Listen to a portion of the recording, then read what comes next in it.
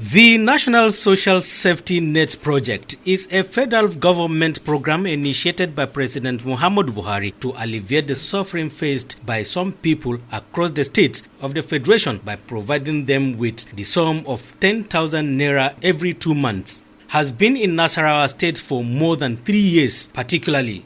Speaking to the executive chairman in their offices, State Coordinator, Operation Coordinating Unit of the National Social Safety Net, Adamu Husseini Musa, said they were at their various offices to brief the chairman on the plan to extend the program to their respective local government areas, thereby soliciting their support for the success of the program. According to him, the program is in line with the President Muhammadu Buhari's zeal to ensure that poverty is reduced among people at the rural communities, and the mandate of the organization is to identify poor and vulnerable households across the states to form what is called social register of the poor and vulnerable people in order to have credible data. Adamu Husseini disclosed that each team will be headed by the Community Development Officer, Planning Officer, Agri-Extension Officer, as well as the National Orientation Agency (NOA), saddled with the responsibility of gathering credible data as well as making sure that the program succeeds.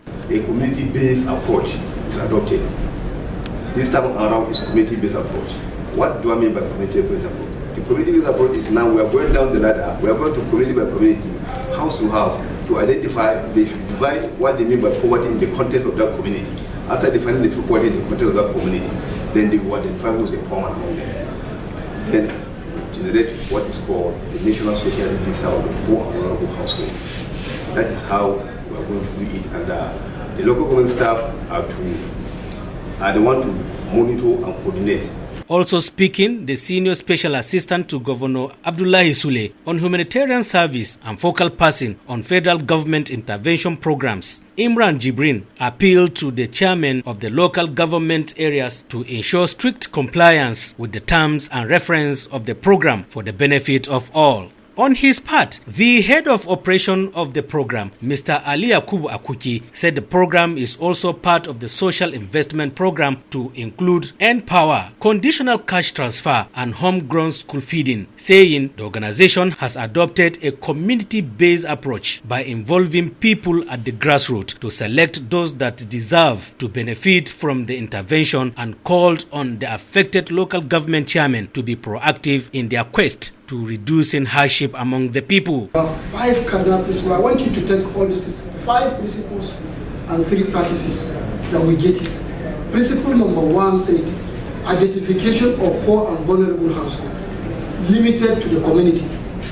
That's what they say, community-based targeting.